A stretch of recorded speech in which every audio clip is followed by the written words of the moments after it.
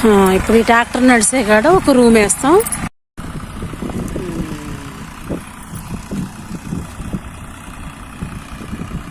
ఇది మేకలకని వేసామండి. ఇది చాలా బాగుంది వాతావరణం.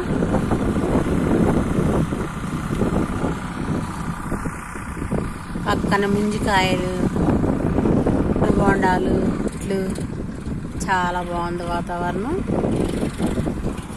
ఇది ఉండటానికి వేసిన షెడ్ అండి. ఇందాక చూపించాను కదా, ఇది షెడ్.